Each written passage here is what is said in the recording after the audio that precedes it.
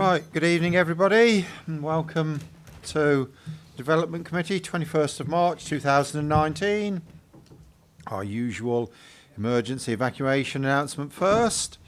Should we be required to evacuate the building, would you please leave the building via the nearest available exit to the chamber. Our assembly point will be in the public car park at the side of the Civic Suite. Please don't delay your evacuation by collecting belongings. Please don't return into the building until given permission to do so by council staff. Please also note that the meeting is audio recorded, and as usual, if you have a phone, put it on silent, please. There is one small addendum to tonight's meeting, item 7.2. Has everybody seen that? Yes. Yeah, thank you very much. Right. Item 1, apologies for absence, there are none. So therefore, item 2, substitute members, there are none. Non-members attending, Councillor Mr Hoy and Councillor Stanley. Sorry, beg your pardon, unforgettable. A mind blank there for a moment. Item 4, minutes of the meeting held on 14th of February 2019. Happy for me to sign those as a correct and accurate record of that meeting. Thank you. Item 5 is declarations of interest, and there's quite a few. Councillor Shaw. I've got non-pecuniary interest because I was on the project group at the start, so there's bits now. Which item? For item 1. Item 6. Thank you. Councillor Arno. Pecuniary interest on item 6 test portfolio holder for enterprise and been part of the working group as well. And when we get to that item, you're going to. I'll be leaving. Thank you. So will I. Councillor Williams. Thank you, Chairman. Yeah, non-pecuniary interest on item 6 as being on the investment board, and item 7.2, knowing the applicant. Okay, thank you. Councillor Steptoe. I was going to say ditto, but Arthur got in between. A pecuniary interest as a member of the original project board, chairman of the investment board, and I shall be leaving the meeting for item 6. Thank you. Councillor Knapp. Councillor Wilson.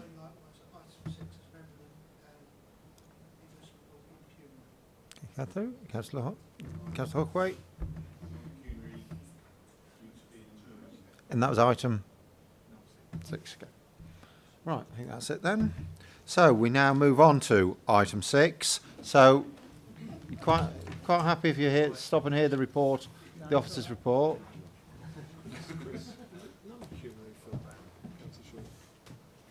Yeah, but it's about some determination.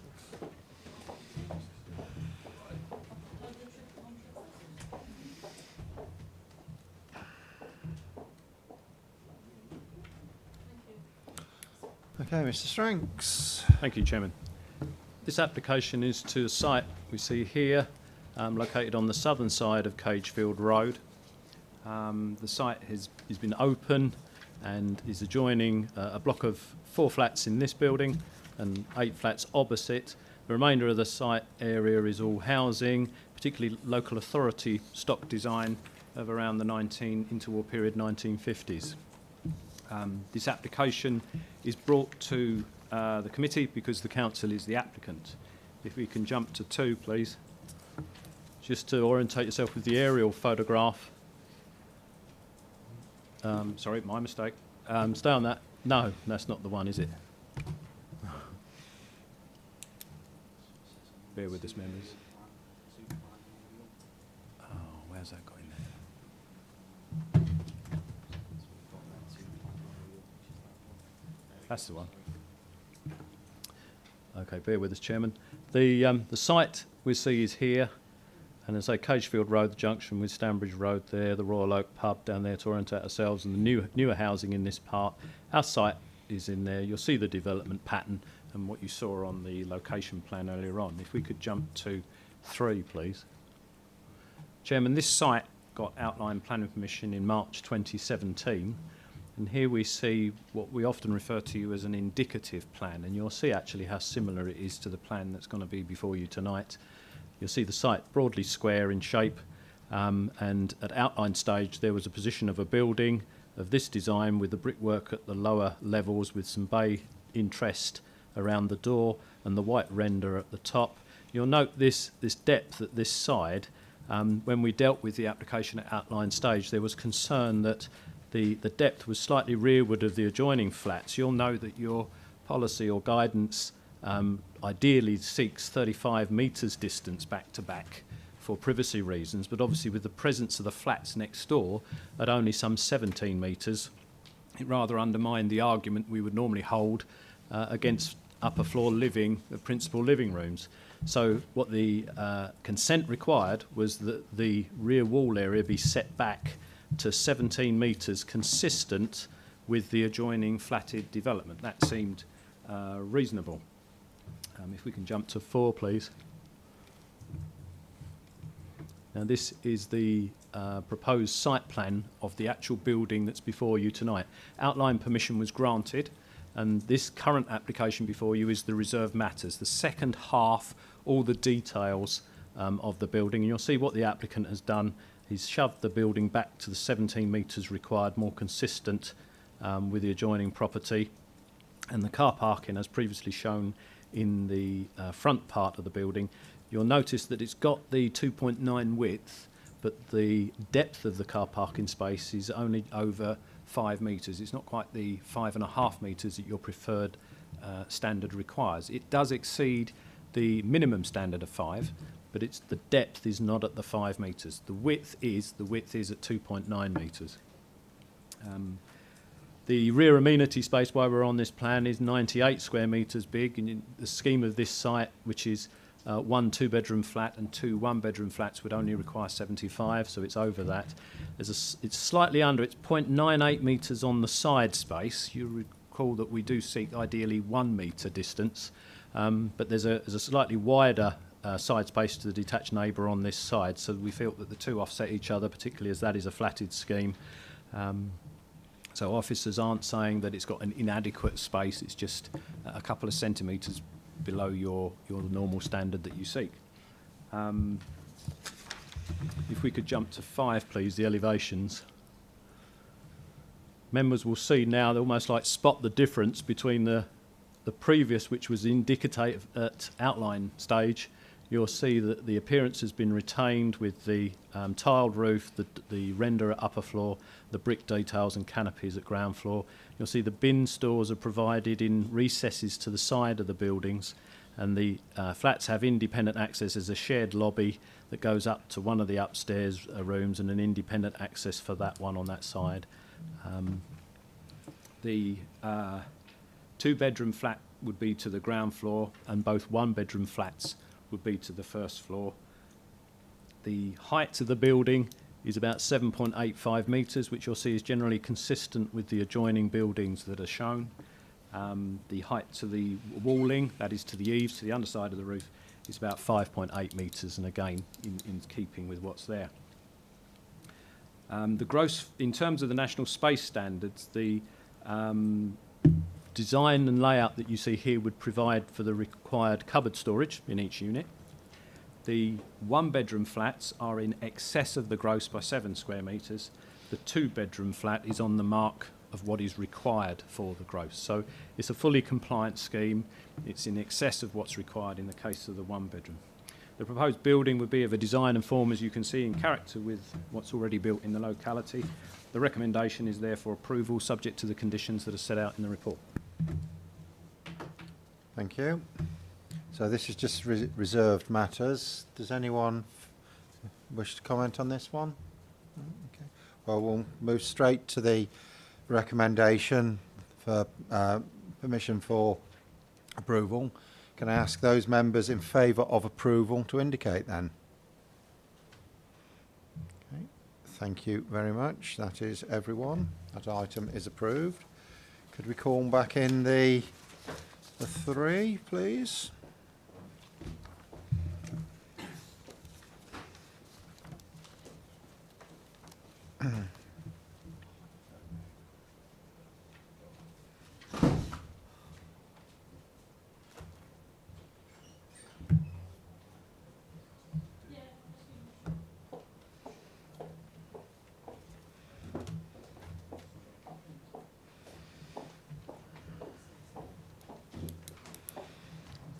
So our next item is item 7.1, referred from the weekly list but by Councillor Yanu. Claverham Cottage, Paglesham Road, Paglesham.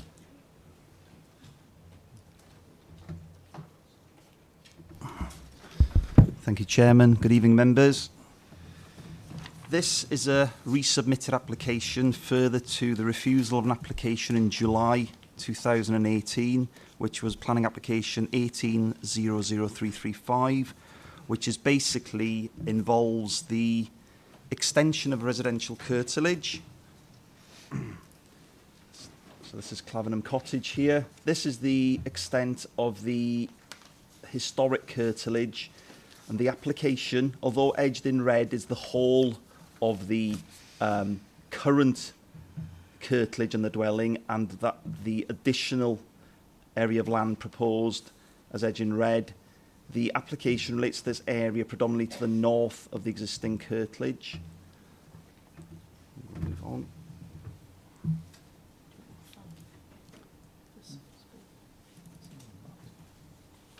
Sorry. It's the timer's on, I can't do anything about that. Right, so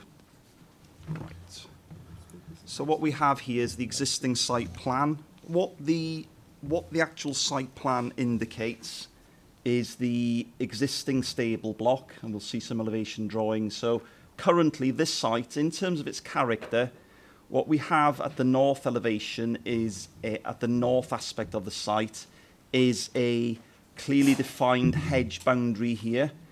The site is comprised of a fence boundary along here, where there's a further area of open land to the west.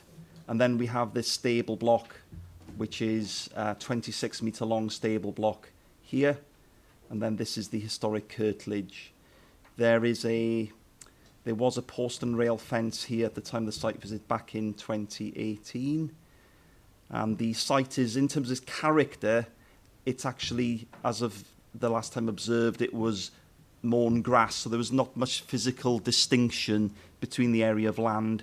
So at some point on its last known planning use is an equine use, but from the observations undertaken during the site visit, it was an area that you couldn't physically define it actually from being nothing other than an extension to the curtilage. I'm not saying that the actual use had already begun, but in terms of its character and its nature, it appeared to be that of similar to a curtilage.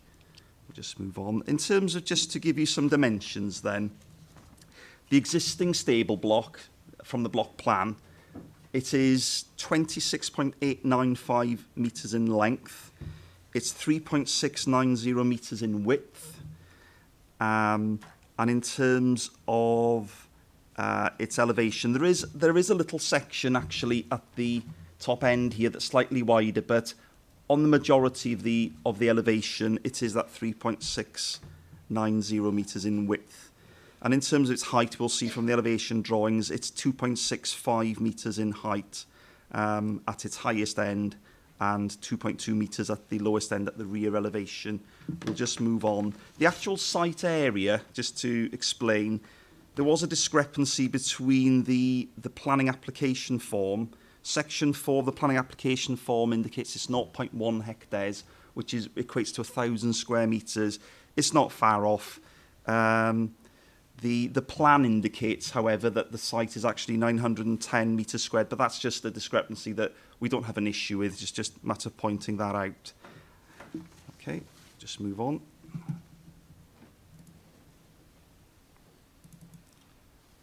So we've seen the existing plan, and this is the proposed block plan then, which members will be able to appreciate clearly that there is the building is going to be shorter in length.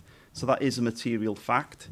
So in terms of the actual new building, that length then will be reduced from 26.895 metres in length to 13.2 metres. So that is what is actually represented by that drawing there.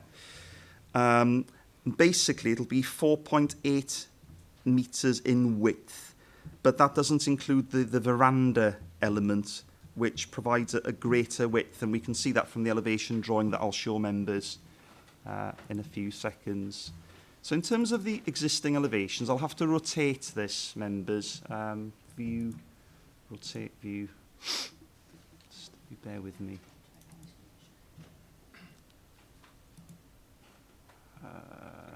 View, rotate, view. I'll do it the other way.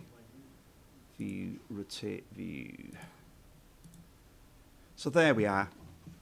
So in terms of the dimensions I gave members earlier, so what we have is a very linear, stable, this slight addition in width at the northern elevation of the building.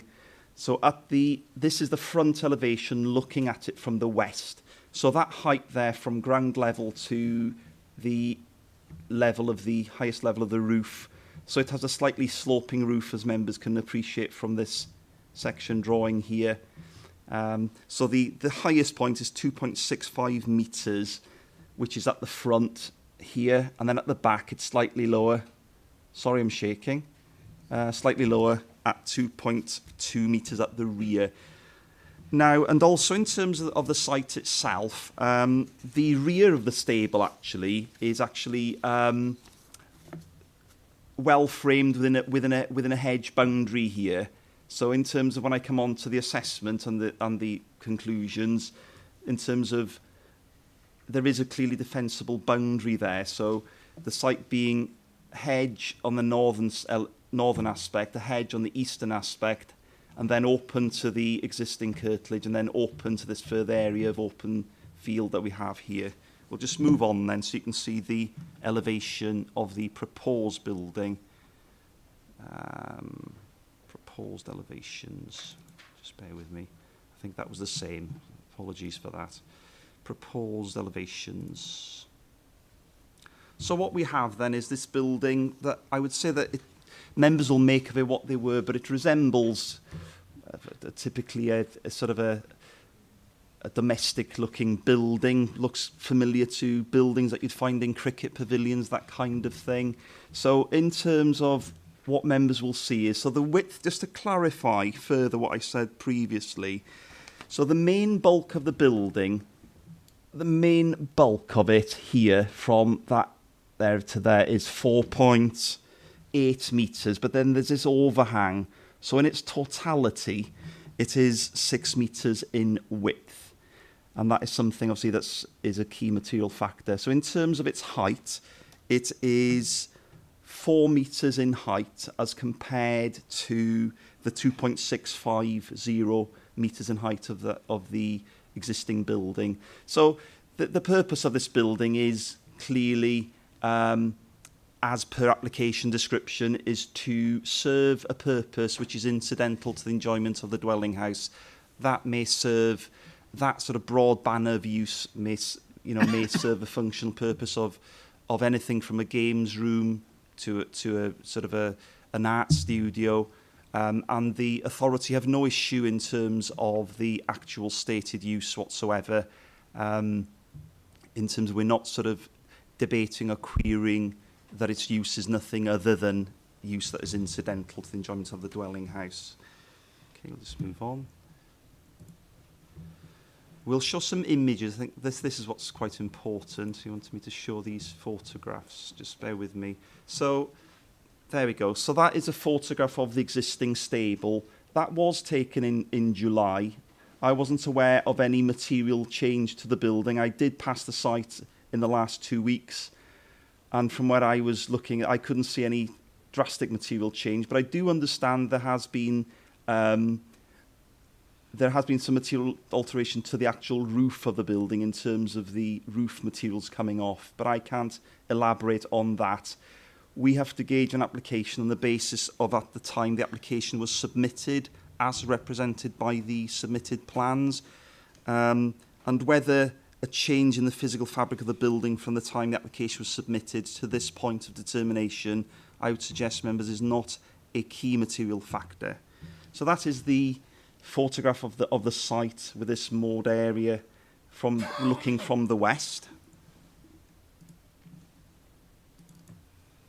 And there we go. You can see the relationship. So in terms of what I indicated regarding the nature and the character of the site, what isn't quite so clear is it would appear, although it's not for consideration this evening, There's an area of open field here that resembles very much in terms of its character and appearance an extended lawn area, but that is obviously not part of this application and is of no interest to us at this time. So what we can see then is a sort of a detached country property, and it's not unusual actually to have very large curtilages serving these properties.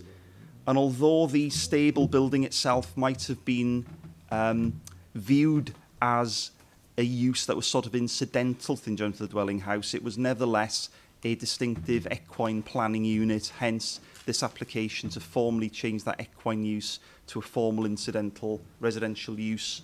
So this area becomes a formal part of the residential planning unit. I'm almost finished, members. These photographs are quite helpful to enable you. That was the field I mentioned previously, which is an open area of amenity land, I would suggest, to the west of the site. And there we go. So that is a reasonable photograph actually showing the stable then in terms of what I would describe this stable as. It's undeniably quite a long building in length, but it's what is characteristic about it, and I think what the report alludes to in the assessment is that it's quite a ground-hugging building. I'm not making any comments in relation to its physical state or its functionality. Clearly, the applicant has plans in terms of the utilisation of that land for another purpose. But it's quite a ground-hugging building, I would say, and at best, I would say it's a rudimentary sort of design, simple timber frame of no sort of particular architectural merit and overlaid with boarding. So very functional for what its purpose was originally. So there we are. I think I'll leave I don't think there's nothing else that I can show you in terms of the photographs. So I'll just go on to conclude and to emphasise a few points, really. The applicant did submit a planning support statement. The statement also referred to the interpretation of the application the first time it was submitted, and the report speaks to that planning statement. Now, fundamentally, there are a few things that I just want to clarify with members. The first question, I think the main points are covered from paragraph 23 to 32 of the report, which I'm not going to really repeat. But it's an unusual application in a sense, because the authority, due to the requirements of the National Planning Policy Framework, which is now paragraph 143 to paragraph 145, we do have to consider whether the actual building operation itself constitutes inappropriate development, and that is a key factor that's cited by the NPPF. And what the NPPF says is that any sort of replacement building would be an appropriate development if it wasn't re-erected in a manner to serve the same use. So, unfortunately, due to the way that the NPPF is actually written, the actual building operation itself and the replacement of an equine building with a building which is to serve an incidental residential use, regardless of the change of use that we're considering, the report indicates that actually, by definition and the meaning of the NPPF, unfortunately, it's inappropriate development. We then have to look at the other considerations to say, well, okay, the starting point is it's inappropriate development, so by the default position, inappropriate development is not really permitted within the green belt unless there are other materially overriding factors which then justify the very special circumstance to justify the development. So it is a strange application. I will say in that respect that the policy wording and the definition of policy is not kind to the actual built form itself. And just to conclude on the building element of it, what the authority would concede is, and what is a material fact, is that the building, the replacement building, is going to be much shorter than the existing stable. But I think from the from the report, fundamentally, it's the actual, the building is higher, and it also entails that the proportions of the building, in terms of this increased gable massing and the width, basically, so notwithstanding the reduction in length, I think what the report concludes is that that in itself does not provide the adequate mitigation to find this development acceptable. The one thing also that seems to be a key factor in the determination of, so if we put to one side the inappropriate development argument and just concentrated on, so it's inappropriate, so therefore the default position is it's contrary to policy effectively. But if we take it one step further and say, right, okay, it's a stable block being replaced with a building, so reasonably we do have to consider what is the material harm to greenbelt openness regardless of the use. So we're looking at, there's a reduction in the length, so one could argue that in favour of the actual argument of impact on greenbelt openness, a reduction in length would reasonably entail that there's less impact, but this isn't actually adequately mitigated for the fact that it's a much higher building. It is roughly 1.35 metres higher, and what you have is a higher eaves level. It's not a ground-hugging building. And just to conclude, members, it is quite clear that a theme that runs through greenbelt policy as a whole, whether it's replacement buildings in different uses, previously developed land development where perhaps a stable has been knocked down in favour of a bungalow. The theme that emerges through all of these various scenarios that you may get in the green belt is that the building it replaces mustn't be materially larger or have any greater effect on the character of the openness of green belt than the building it replaces. So in conclusion, recognising that this isn't a straightforward application, by virtue of the height of the building and the increased width of the building, this actually would be harmful to the green belt. That's the judgment that the authorities made. It's a judgment that is previously made in relation to the application refused last year. We've considered the planning statement issued by the applicant in great detail, and the report speaks to that in terms of justifying the authority's position with regards to the point made in the planning statement. So on the basis of how the MPPF is worded and on the authority's interpretation of impact upon greenbelt openness, purely informedly by reason of the height of the building and its width, it would actually have a greater impact upon greenbelt openness than the existing building. And that is also a key theme that seems to be supported in planning inspectors' decisions on this kind of scenario. So, reluctantly, Chair, it is my recommendation that the application be refused. Thank you. We have Mr. Denton who's going to speak on this one. Some microphone, please. 5 minutes, I'll let you know when you've got a minute left. Thank you. Thank you for your... Feel free to sit down. I'll stand, it's fine. Thank you. Thank you for your time this evening. I'll be brief. My family and I are long-term local residents. My wife and I grew up in Hockley, and we moved to Paglesham. Having had that as a long-term aspiration, we moved to Paglesham 2.5 years ago, and we love everything about it.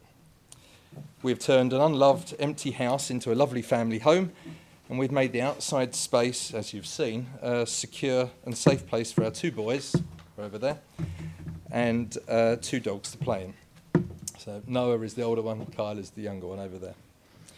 As you've heard, we're now looking to make the best use of the dilapidated stable block. Whilst it is a stable, calling it that just conjures up an attractive image. The stable is anything but that. As you've heard, it's a 27-metre felt-roofed, twisted, 1980s built shed, which has seen part of its roof collapse. When we bought the property in 2016, the roof at the end of the property had collapsed. Our hopes were to replace the stable with a log cabin of less than half the length, as you've heard. The proposed outbuilding would provide a games room for the kids and their friends. We want to get a pool table, a football table. We've already got a table tennis table, and that would provide an opportunity for us to get several children of the area away from their games consoles, all at once. We're aware of the challenges you face in protecting Rochford's green belt. The openness of the green belt is the key reason that we now live in it.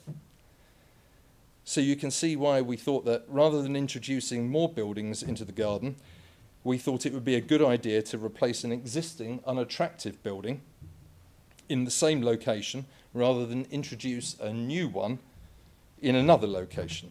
We thought using previously developed land was a good thing. The proposed outbuilding would be a simpler and modest timber structure, a log cabin, which would significantly reduce the amount of built form in the space where the stable currently stands. Given this information, I cannot see how this proposal harms the openness of the countryside and the green belt. It is surrounded by trees and can't be seen from the road. We tried to work closely with the planning officers and welcome their support for the proposed curtilage extension. Thank you. However, it is unclear to us why an outbuilding which is half the footprint and length of the existing stable on previously developed land is considered to result in harm to the green belt. We really thought that we were doing a positive thing. If we had known it had been this difficult, we would have used our permitted development rights and put another building in the green belt in our existing garden. This would mean 40 linear metres of buildings instead of the 13 that we're proposing or the 27 that are there now. We do not want to exercise the fallback position, which would mean using our permitted development rights, resulting in 2 buildings instead of 1 smaller building. We're even willing to give up our permitted development rights in the process. We therefore would really welcome your support. Thank you. Thank you. Councillor Stanley, you'd like to start, please? Thank you, Chairman. Because of its, sorry, it's a bit near. Right, start again. Because of its height and depth, it's obviously a substantial building, but I just wonder why we need something 4 metres high. If it's for children, as just been said, why 4 metres high? Why can't it be a little bit lower to then sort of blend in, as the stable block already does, with the surrounding areas? My question is to the officer. The back of it is absolutely plain, so it would. There's no sort of any sort of contrast that's going on in the back. It's only the front that gives it character, sort of thing. Is the construction of the building applicable in this particular case? How it's put together? I've just been told it's going to be a log cabin. Is this anything different to the regulations, or does it have to conform to anything in design? Yeah, briefly.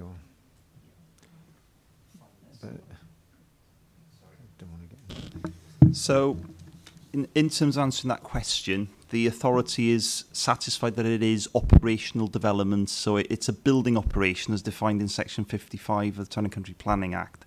It's not a caravan, it's not something that's actually resting on a chassis of any kind. The planning application did submit some, I do have some sectional drawings actually to answer that question, if you bear with me.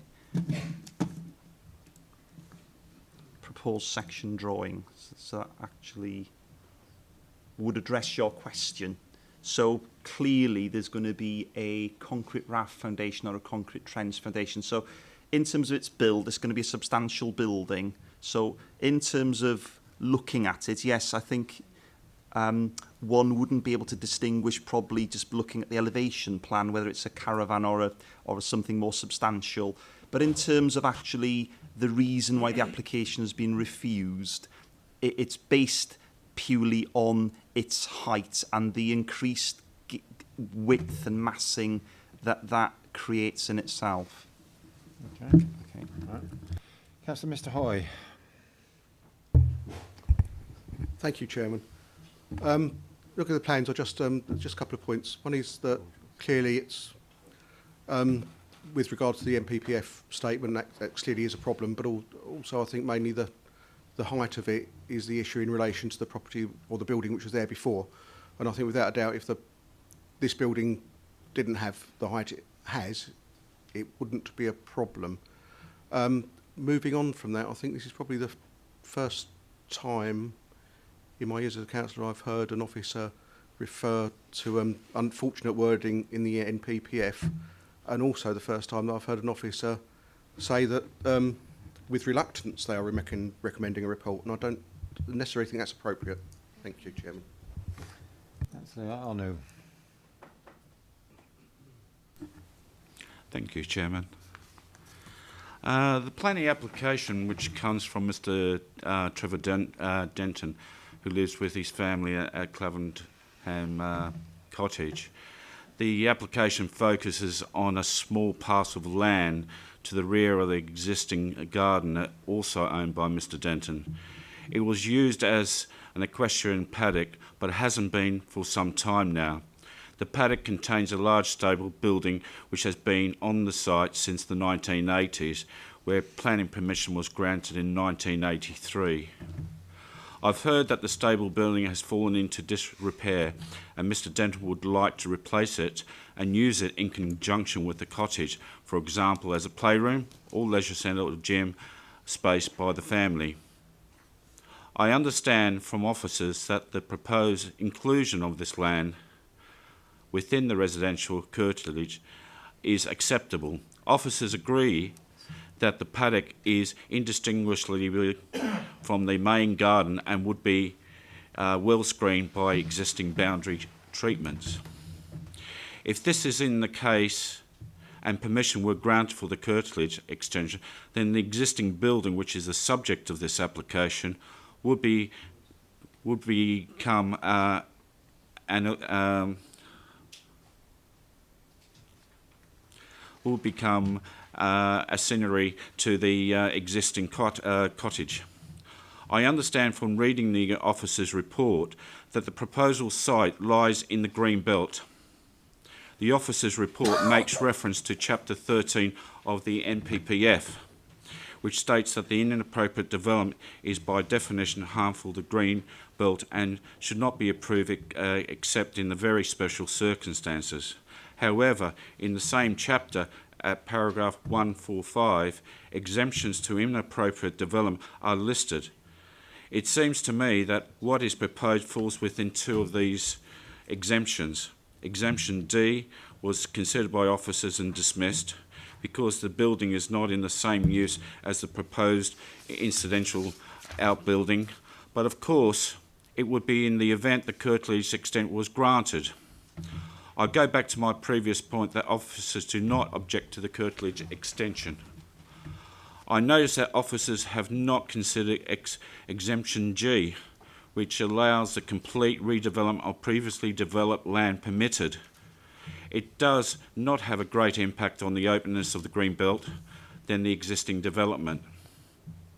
From the plans submitted, I see that outbuilding would be sited in some location within the plot as the existing stable building.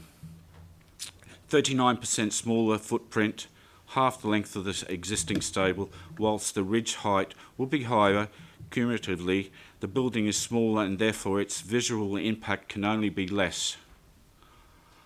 I also understand that a structure of this size could be built in existing garden under permitted development rights without planning permission, as well as retaining the stable buildings. Instead, Mr. Denton is simply seeking to make use of existing built footprints rather than introducing another building. He is happy for the Class E permitted development rights to be removed by the planning condition so that any more buildings in the garden will need planning permission. Currently, they don't. What you have been presented with is an opportunity to make use of previously developed land whilst regaining the ability to control further ancillary residential development in the Greenbelt. I cannot see how this proposal results in harming the openness of the Greenbelt.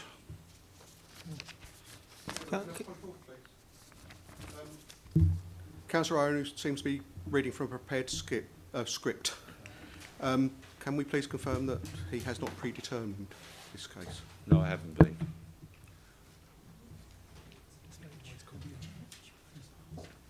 Sorry, just one moment.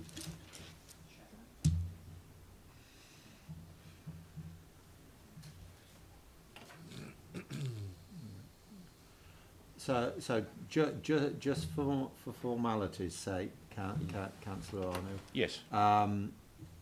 Can you confirm that the notes that you've used have not been part of a predetermined view that you've come to, that you have come to the meeting to carefully consider all of the evidence that's been presented for you, to you and other members tonight? That is correct. Thank you. Councillor Hookway.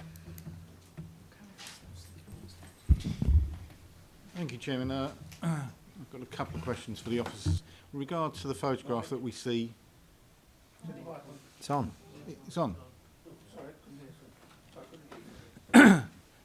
With regard to the photograph that we have before us there, the line of trees, does that form the boundary between the existing curtilage of the property and the boundary between the land which is deemed to be Greenbelt land?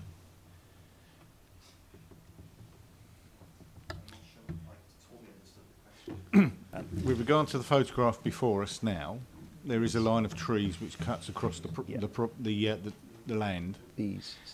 Does that form the boundary between the curtilage of the property and the land which is deemed to be part of the Greenbelt? Okay. It's all Greenbelt anyway, isn't it, in terms of the existing dwelling and the historic curtilage. So in terms of answering that question, I wouldn't be able to say for sure that those trees that we see there are actually, they may be consistent, but as of this time, it's very difficult to actually ascertain exactly where the historic curtilage is. So I wouldn't be able to confirm that that line of trees precisely marked the definitive historic curtilage, but I guess that they're not too far off where the boundary used to be, but I couldn't confirm that.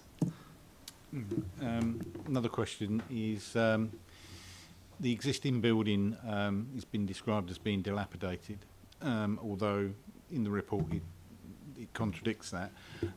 If the building was renovated, as long as it was used for equine use, there wouldn't be any planning issues. But if it was renovated and converted into a form of residential, that would require planning permission. Is that correct? That is correct.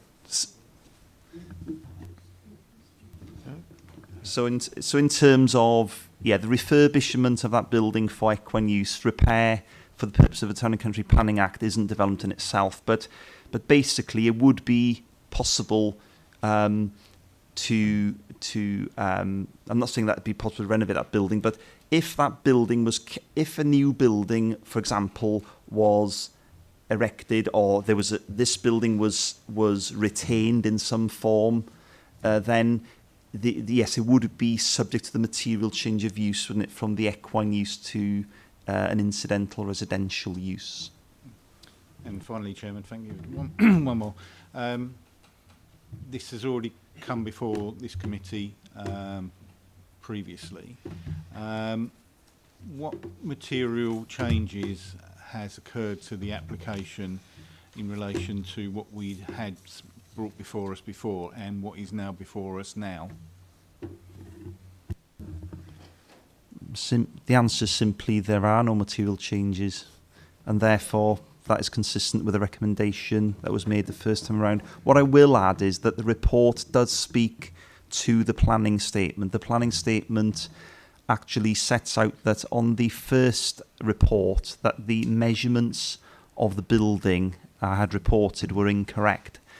and my report this time around does point out the fact that those measurements were based on the drawing submitted, so there was a discrepancy within the scale drawing. But as of your question, it's as of the opening of my presentation, it's entirely the same application which the applicant seeks to justify for the second time around. Thank you. Thank you, Chairman. So if this was another place, we would be calling this meaningful vote 2. And if we had John Burko in the chair, he might be... You haven't. Right. Councillor Weston. Yes, thank you, Chairman. Just a question, really. I understand, I agree with part of what my fellow councillor George Ayano was saying, and I understand what this gentleman is trying to achieve for this family in question. I'd like just to ask a question. If this was not granted tonight, refused tonight, and the applicant went to appeal, and is it likely to get a grant? I'm not too sure. Is it likely to be granted on appeal? Because I'm just more concerned of what it's going to cost RDC on this point. I have to say that is not for us to consider tonight. We cannot take a judgment on how an independent inspector might act. Okay, thanks, Chairman. Okay. Councillor Mrs Hoy.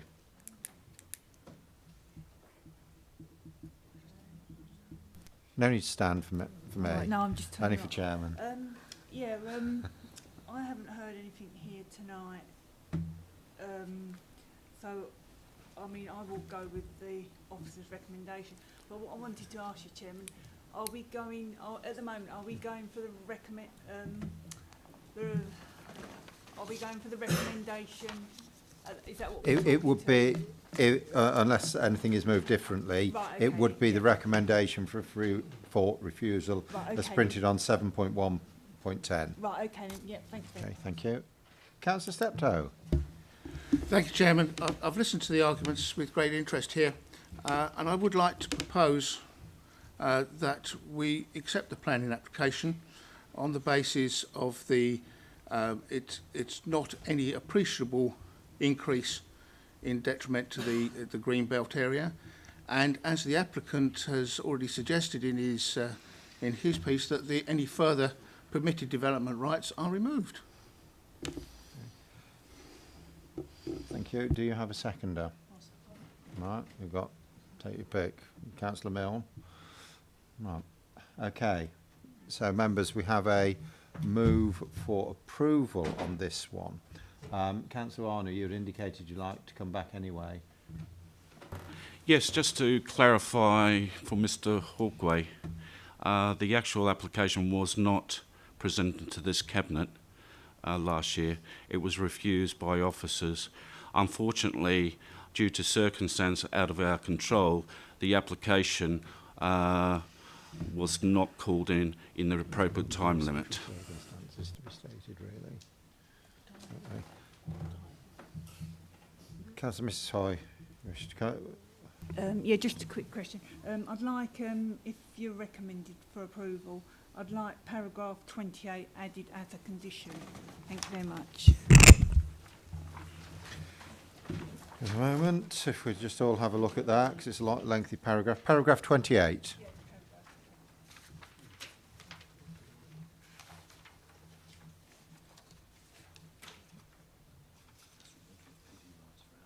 Removing permitted development rights. Right, okay. Councillor Steptoe. There's no one else indicating at the moment, so can you make this your summing up and include your restatement, but particularly because it's green belt, allow officers to understand the circumstances that allow you to put forward your proposal? Okay, thank you, Chairman. I'd like to move that it is no appreciable difference in the detrimental view or the area of the green belt, and that the permitted development rights are removed, which I think is probably covered by item 28, if I've read that very quickly and correctly. Right. Can I check that officers have necessary understanding of what's been... Okay. Those members in favour of the approval, please indicate.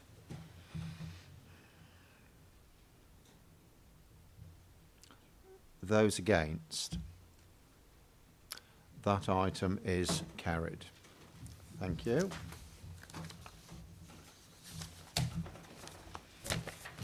We go on to our last item tonight, which again, it's got the small addendum, Hillview, Ulverston Road, Ashington. Who's taking this one? Mr. Stranks.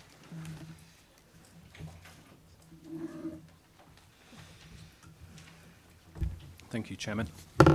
This application is to a site on the northern side of Ulverston Road, shown in the hatched area here. The property that it relates to is Hillview, which is marked there. And this plan is important to show you the sporadic nature of where the site is located. Plotland that members will be familiar with, unmade roads, plots of varying size, some with buildings on, some not, some well kept, some overgrown. If we can jump to the local plan extract, please. 2. The site, if we just get back to that, that's it. Local plan extract, is it 2? 2, number 2 at the top? That's that one. Yep. The site you'll see is located in the green belt, which is up here on the edge of the settlement. Here's the aerial part is the full area that we had on part of the plan just now. You'll see dissected by several roads that are unmade and the varying nature of the plot land. Ashington School, to orientate yourself, is here. The Ashington Road here, the edge of the built-up area of Ashington at this point here, shown in the white. The purpose of this plan is to show you the green, the pea green shading, which represents the green belt policy area. And you'll see that this site, although not affected by it, is on the edge of the coastal protection belt. That's a protection policy to safeguard the views of the landscape from the undeveloped coastline. But this application does not impinge on the coastal protection belt. That's just to explain some of the notations that you'll see above you. The important one is that this site is in the green belt, you'll see, which washes over the whole area. Yeah? If we can see the proposed plan, please. The planning application is retrospective. It involves the change of use of an area of land, a plot of land adjoining the site to garden. Thank you. Here's the site of Hillview, the existing dwelling, and we're considering tonight the change of use of this area adjoining that plot to use as a garden. It's enclosed with a close boarded fence along the side, open at the back overlooking the farmland, and there's another fence line not shown through here and some outbuildings as well. But the application before you is principally the change of use of that land. If we could jump to the previous aerial view, I can't date this for members, but I think it predates 2011. This shows you the site of Hillview, the dwelling itself, and this is the adjoining plot of land that we're talking about tonight. You'll see it's got varying cover, some grassland, some hedge boundaries and margins, and there's the open farmland at the back. And you'll see there's a flavour of the settlements again, some of it with hedges, some of it open, some with quite intense forms of development, some completely bare. That's the nature of this area. If we now jump to the current or a bit more recent aerial image, please. It should be, yeah, that's the one. Slightly higher up in altitude, Chairman, but our site is this one here. Here we see Hillview, and you'll see that by this time the photograph was taken, the land was enclosed, and you'll see that the plot is wider and closely mown, tidy, lawned, domestic in character. If we can stick with that for the moment, please. Members will see from the officer report that Policy 22 in your development management plan sets down criteria for helping of consideration of applications to change the use of land to be incorporated into existing gardens. It says in the preamble that you'll see that the policy clearly argues that garden extensions can be visually harmful to openness of the green belt. Added to this can be the impact of domestic outbuildings and other paraphernalia such as fencing. Accepting this only where such proposal may align with a neighbouring fencing. So imagine if this was a sort of a dog-legged staggered arrangement and there was a neat boundary at the back, then it might be that a pocket of fencing and garden extension would align like these do. But we're talking of a plot to the side of the existing property, as there are many plots scattered about between the dwellings in the area. The preamble argues that such garden extension will be permitted only where the impact is minimal, taking into account the size of the garden extension that should be not out of proportion to the original that exists. An example is given at paragraph 3.82 of the policy, that's not in your report, that the doubling of the size of the garden should be avoided. Now, if we can see back to the plan 3, the proposed site plan, members will see from the report that the actual land area involved here is more than doubling the size of the garden area. It represents 174% of the size of this existing plot. So therefore it conflicts with policy DM22. And added to that, there's the urban style fencing, concrete gravel boards and close boarded panelling that you see typically in built-up urban areas, and officers conclude that that by itself is also visually harmful as well. On the addendum, members will see that Ashenden Parish Council has raised no objection to the application.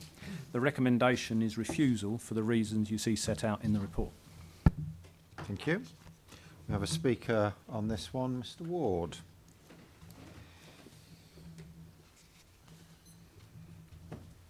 Five minutes, I'll let you know when you've got a minute to go.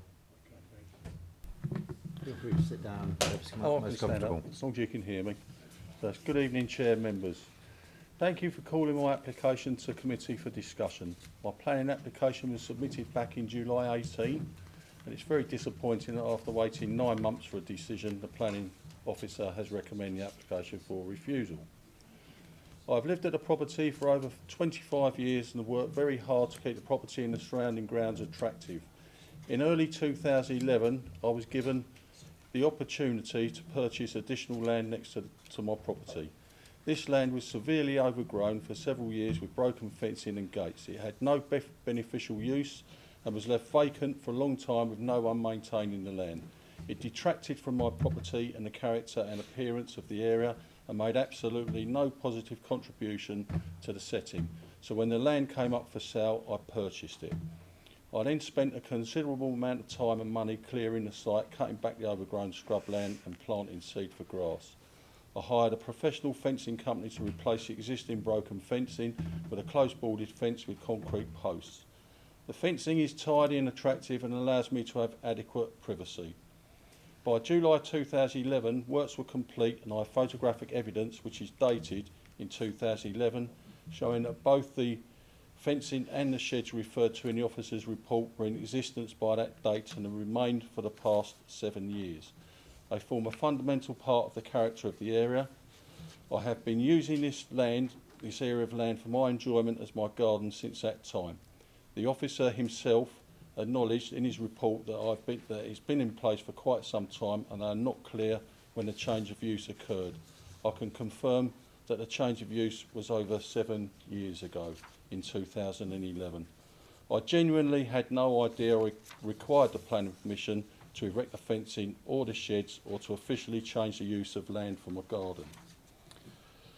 The fencing does not exceed 2 metres and the outbuildings also comply with the permitted development requirements. In the spring of last year, I proactively approached the council for pre-application advice and following a planning, I was made aware at a planning meeting that I needed planning permission for the works carried out and the use of the land as my garden. Therefore, planning permission is now being sought as suggested by the council. If I had not approached the council, then my situation would have remained as existing. It seems to me like I'm being penalised for trying to do the right thing. It is my understanding that as the fencing and sheds would be defined as building operations and were completed over 7 years ago, that they have become lawful development exempt from enforcement action.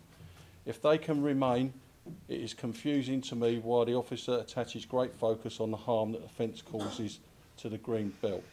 The description of the area in the report is very misleading and makes it sound like my property is an isolated dwelling surrounded by countryside. I do not accept that I'm in the rural surroundings as a report claims. My property and the land subject to this application is well contained between existing developments. To the east of my site is a 1.5-storey residential dwelling which has recently undergone significant alterations and extensions. To the west is a lawfully established business with various buildings and commercial activity. The northern boundary does have open countryside, However, there is no close boarded fencing along this boundary and it remains open. The officer claims that the fence results in a highly urban appearance. However, what the report fails to highlight to members is that there are several examples of the same high close boarded fencing with concrete posts on the Ashton Park estate. There is no difference between my boundary treatment and several other examples. I'm hopeful that some of you members know this area well and will be fully aware of the boundary treatments in the area. To name just a few of the properties, Eversley has a high brick wall well over 6 feet high along the front boundary, and a large area of the site is enclosed by a high close boarded fence with concrete posts similar to mine. Nealma, this property has a high close boarded fence along the boundary clearly visible along the road frontage. My boundary treatment is set back significantly further from the road than this fence.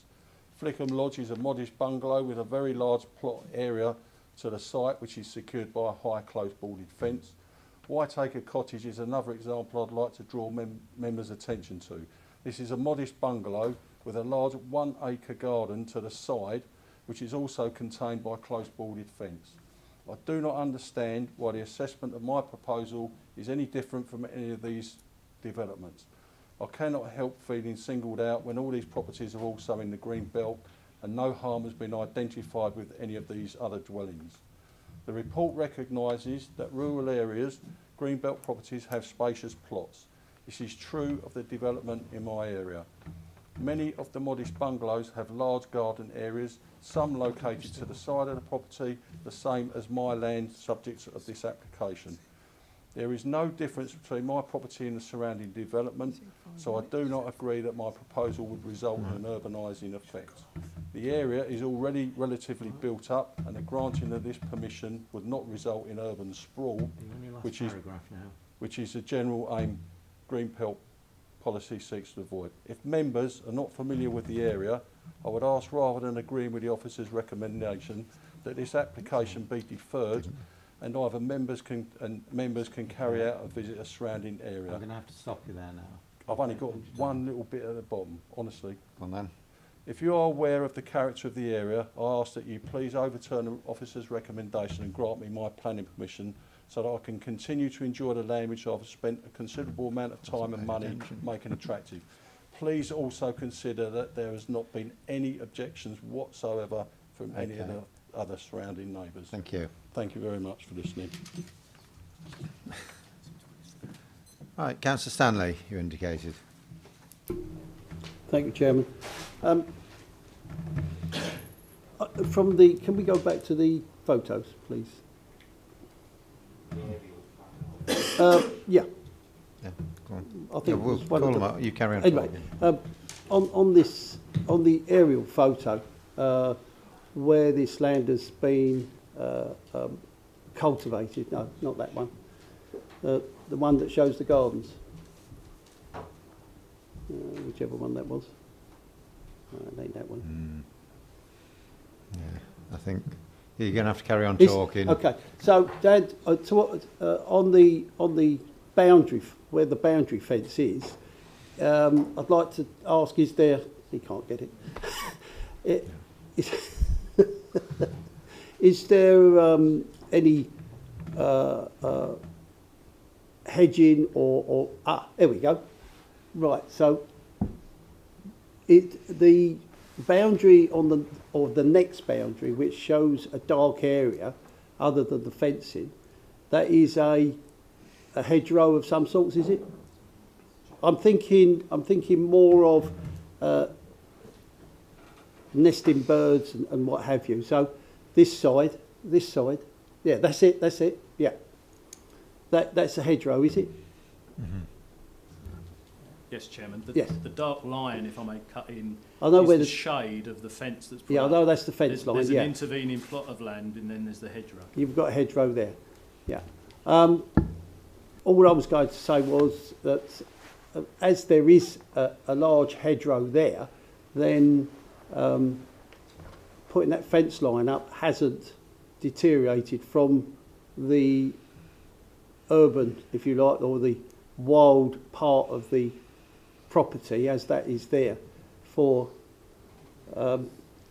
like nesting birds and what have you. So I don't see any problem with this application at all. In fact, I think it's a well thought out and good use of the land, rather than being just a shrubs, basically a wild shrubbery sort of thing, where it's not cultivated or anything. So I think that's a good use of the land. Plus the fact that there are other hedgerows there, which I was concerned about. Thank you. Okay, this item was referred by Councillor Williams. Okay. Councillor Hookway.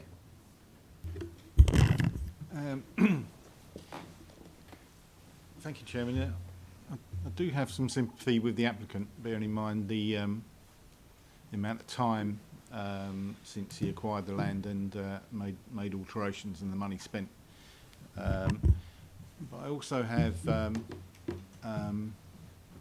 other concerns about how we have set policy, and that we should be looking to stick to our policy and not allow just simply the passage of time to dictate whether we should ignore that policy or not. Thank you. Councillor Canal. Thank you, Chair. Heavily torn on this for two reasons. One, I'm sure members are aware of my feelings of respective applications, although I do genuinely believe the applicant on this occasion for the causes of them. The second reason for being torn is a bit similar to Councillor Hookway here. I'm confused as to how we apply policy, therefore, in this case. There doesn't seem to be a fence across the northern boundary, unless I've misunderstood. And the boundary to the east, the fence that has been put up does have trees the other side to kind of protect that fence from view. At this stage, I guess I would ask the officers to remind me the height of that fence on the eastern boundary. But if a building that is 4 metres tall isn't of damage to the green belt, is a hidden fence of a similar height damage to the green belt? Are any other members wishing to speak on this one? Councillor Steptoe. There you go. Chair, again, I think this is an application that we should consider taking forward, and I'd be quite happy to propose that we accept the application. It's already on the ground. It's not caused any particular issues to the surrounding area, and I don't consider it to be detrimental to the green belt. So you say move. So move, yeah. There any members care to second? Councillor Arno. There was talk about permitted development rights and things, Councillor Steptoe.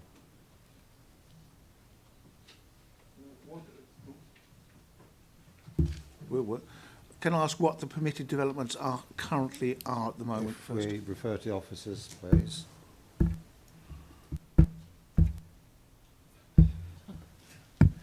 Thank you. Thank you, Chairman.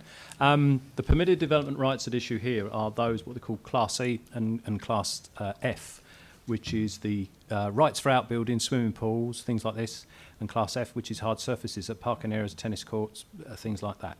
So what would happen is if members were minded to grant planning permission, they would be effectively extending the garden, and then with that comes the residential user rights to do outbuildings up to 50% coverage, if the applicant was so minded, up to 4 metres and 3 metres in height, 2.5 metres in height where within 2 metres of the boundary. And hard surfaces again with any other buildings or whatever that again don't total more than 50% of the garden area. Chair, if I could just ask, if we remove permitted development rights, it's only on the piece of the enlargement of the garden, is that correct? Yes, Chairman. The site of your planning application is the area edged here. In red. Okay. Bear in mind, some members can't determine red, but if I follow here, look, this is the site of the planning application, which is the change of use.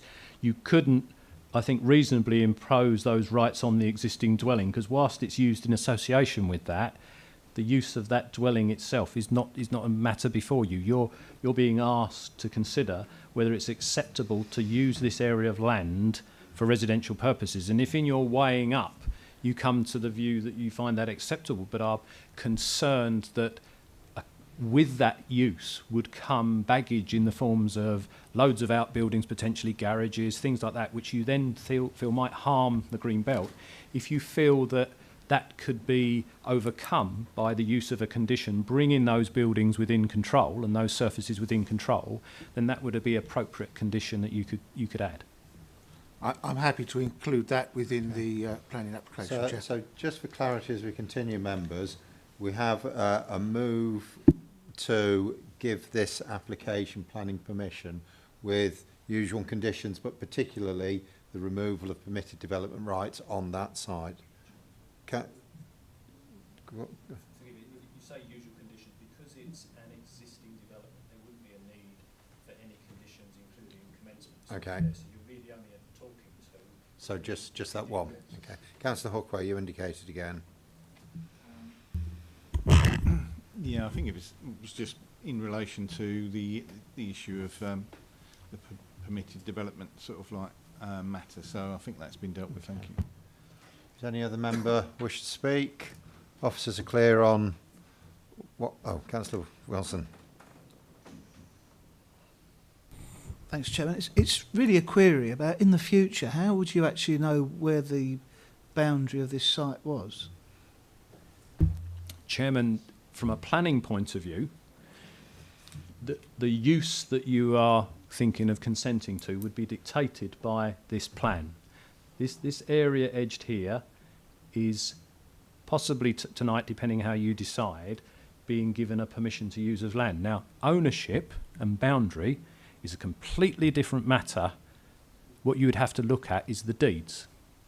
And sometimes with some of these rural properties, you may get a property like this that may have 2 or 3 deed packs for some unknown reason, whereas it's like a jigsaw. Now, it may well be that some of this land is in varying deed packs as well. It's not a planning matter, because if you found that some ownership strayed over and things like that, that is sometimes the case, particularly on old plots and things, it's a nightmare. All this committee concerns itself with is the actual planning use. And this is clear on a quite up-to-date, accurate plan that says if members decide tonight to grant planning permission, it says the area edged here is now authorised as garden extension to that, regardless of the ownership of boundaries, if ditches have been dug and whose the spoil is on it. I don't think members need to concern themselves with boundaries. One thing I can assure you is a planning permission site does not always align to what becomes the boundary. That's just a matter of legal fact. I don't know if my colleague on the far end can help clarify that if there's a need, but my experience is that the two aren't necessarily always the same in plans. You're very lucky if you find a planning permission that is exactly the same as the deed pack. I think we probably don't want to confuse the issue any further tonight and get into a technical discussion. Apologies, may I? If there's a condition around the development rights of the right-hand piece, but we can't identify where the right-hand piece becomes the left-hand piece, how do we enforce that condition? We can quite clearly identify the location via that red line on a properly scaled drawing, which is part of the application. Cool. Thank you. Thank you, Chair. Thank you. So, members, we have a mover for approval on this application with a condition relating to permitted development rights being removed on the basis that that it is not considered that the demonstrable harm to the green belt is significant to create a refusal. So those members in favour of the approval, please indicate. Those against? That item is approved. Thank you very much. That's all tonight.